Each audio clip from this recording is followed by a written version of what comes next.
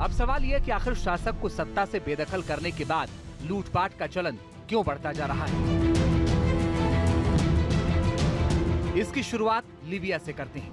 Libya के Bedouin कबीले का एक लड़का, जिसके पिता बकरियां और ऊंट चराया करते थे, जिसने 27 साल की उम्र में रक्तहीन क्रांति से तख्ता पलट कर दिया और बाद में अपना शीश महल खून की बुनियाद पर बनाया। बताते हैं कि गद्दाफी ने अपने महल के बाहर एक हाथ में हवाई जहाज का एक प्रतीक बना रखा था, जिसे वो अपने हाथ में पावर के तौर पर प्रोजेक्ट करता था। बेशक गद्दाफी लोकतंत्र की बुनियाद पर चुना गया नेता नहीं था, मगर शुरुआत में गद्दाफी को लोग खूब पसंद करते थे।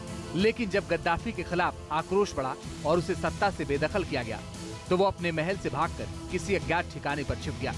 मगर अपने पीछे गद्दाफी सोने से जड़े जिस महल को छोड़ गया था, उसमें लोगों ने जमकर तोड़फोड़ मचाई। सिस्टम को कंट्रोल करने वाला शासक जब शाही महल में नहीं होता है, तो मंजर किस तरह खौफनाक बन जाता है।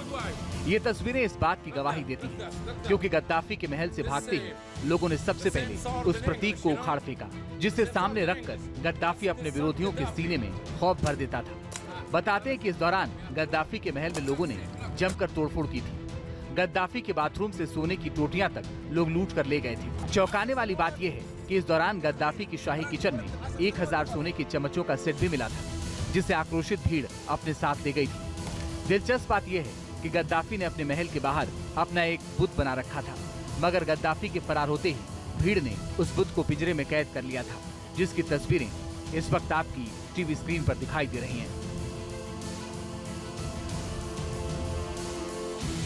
ये तस्वीरें अगस्त 2021 की हैं, जब भारत के एक और पड़ोसी देश में अचानक तख्ता पलट हो जाता है, और ये देश था अफगानिस्तान।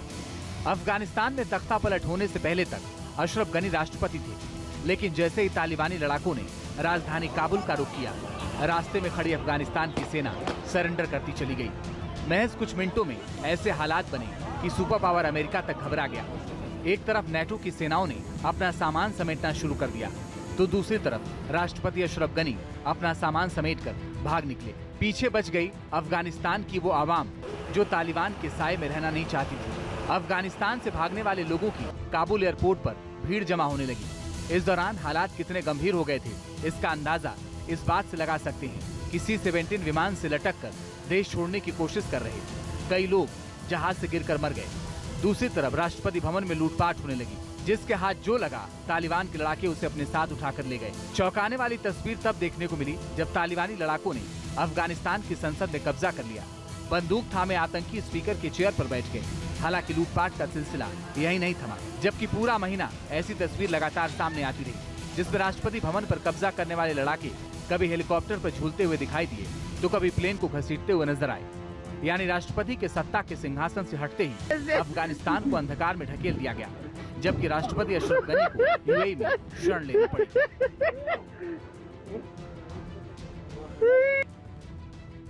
जुलाई 2022 की तस्वीरें लोकतंत्र को कलंकित करने वाली बताई जाती हैं, जब श्रीलंकाई सरकार के एक ऐलान के बाद लोगों का गुस्सा उबल पड़ा।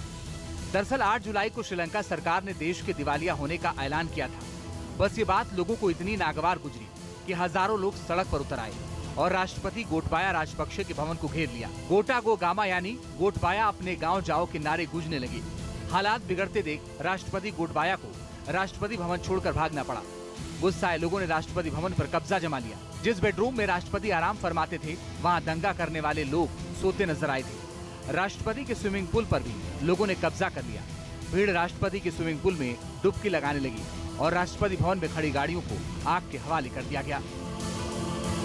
हम आपको श्रीलंका के प्रधानमंत्री के घर लेकर आए हैं और देखिए घर की तस्वीर भी कुछ ऐसी ही नज़र आती है जैसे कि उनके दफ्तर का हाल था। यहाँ पर हर जगह सिर्फ और सिर्फ आपको टूट फूट नज़र आएगी, बर्बादी के निशान नज़र आएंगे। और यहाँ से आप जैसे जैसे और आगे चलेंगे, जैसे जैसे आप उस कमरे तक चलेंगे जहाँ पर श्रीलंका के प्रधानमंत्री रहते हैं, वहाँ तक आपको कमोवेश एक जैसी ही स्थिति नज़र आएगी। कोई अंतर बहुत ज़्यादा आपको नज़र नहीं आएगा। देखिए किस तरीके से लोगों ने, जो प्रदर्शनकारी हैं, उन्होंने अपना गुस्सा निकाला है। दीवार तक को यहाँ पर तोड़ डालने की कोशिश की गई है। ये साउंड प्रूफ दीवार है, जैसा कि इस दीवार को देखकर समझा जा सकता है। और यहाँ आप जहाँ जहाँ देखेंगे आपको सिर्फ तोड़फोड़ के निशान नजर आएंगे। जो पूरी दीवार है उसको तोड़ दिया गया है, जो एसी है, लाइट्स हैं, उन तक को यहाँ प्रदर्शनकारियों ने बर्बाद किया है। तस्वीरों में लगातार देखने को मिल रही है। और अब हम आपको लेकर चलते हैं श्रीलंका के प्रधानमंत्री के कमरे में।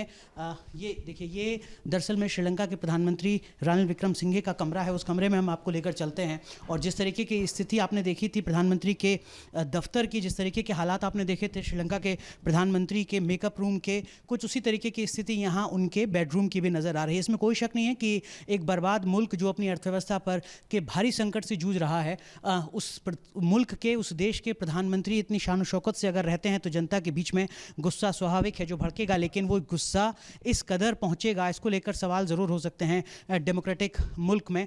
यहाँ आप जो स्थिति देख रहे हैं, यहाँ पर ये बेड है, दरअसल में यही वो कमरा है, यही वो बेड है जहाँ पर श्रीलंका के प्रधानमंत्री सोते थे। लेकिन अब स्थितियाँ बदल चुकी हैं। प्रधानमंत्री का जो कमरा है, जो उनका बेडरूम है, उसके हालात देखकर आप समझ सकते हैं कि किस तरीके से लोगों का गुस्सा यहाँ पर दिखा है। देखिए, ये दरअसल में उनका चेंज रूम है जहाँ पर संभवतः वो अपने कपड़े रखा करते थे। लेकिन अब यहाँ पर किस तरीके की स्थितियाँ हैं वो भी आप इन तस्वीरों में देख सकते हैं। हमने आपको प्रधानमंत्री के दफ्तर की तस्वीरें दिखाई हैं। ये प्रधानमंत्री का बेडरूम है जहाँ पर न्यूज़ नेशन पहुँचा है।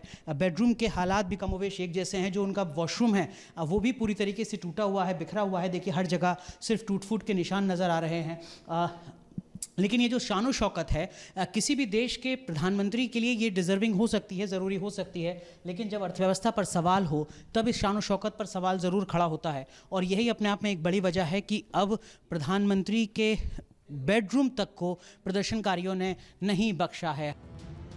अब सवाल ये है कि देश के हालात बिगड़ते ही आखिर सुप्रीम लीडर भाग क्यों जाते हैं। और सवाल ये भी कि देश की सेना हालात पर काबू पाने की बजाय लूटपाट क्यों करने देती है। जानकारों की माने तो किसी भी देश में ऐसे हालात तभी बनते हैं जब आवाम वहां की सरकार से नाराज हो। ऐसे में जब लोगों की भीड़ आर पार करने का मन बना लेती है तो आक्रोशित भीड़ कुछ भी कर सकती है।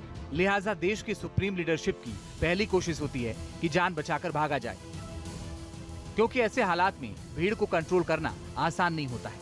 इसलिए ऐसे हालात में सेना या पुलिस बल भी भीड़ से दूरी बना लेते हैं, क्योंकि महज कुछ हथियारों के दम पर लाखों की भीड़ को कंट्रोल नहीं किया जा सकता है। सेना हमेशा सुप्रीम लीडर के ऑर्डर पर काम करती है।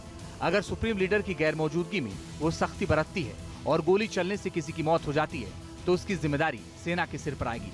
लिहाजा इससे बचने की कोशिश की जाती है। बांग्लादेश में वर्तमान समय में जो हालात पैदा हुए हैं उसमें बांग्लादेश की सेना की जो भूमिका है उस पर सवालिया निशान है। उसकी भूमिका अभी संदिग्ध नज़र आती है। यद्यपि कि बांग्लादेश की सेना अपने आप को एक संतुलनकारी स्वरूप में दिखाने की कोशिश कर रही है, लेकिन आने वाले समय में वहाँ की सेना की क्या भूमिका होती है ये बेहद महत्वपूर्ण होगा। यदि बांग्लादेश में ऐसी ही हिंसा, अराजकता, उपद्रव की स्थिति बनी रही तो सेना और अधिक शक्तियाँ अख्तियार कर सकती है। वो टेक ओवर करने के बारे में भी कदम बढ़ा सकती है। ऐसी संभावनाओं से इनकार नहीं कर सकते। बताते हैं कि सेना तब तक आक्रोशित भीड़ के खिलाफ एक्शन नहीं लेती है जब तक कि उसे खुद सत्ता में न आना हो, जैसा कि पाकिस्तान में होता रहा है। Team news nation. News nation अब व्हाट्सएप पर खबरों की ताजा अपडेट के लिए न्यूज़ नेशन के इस QR कोड को स्कैन करें।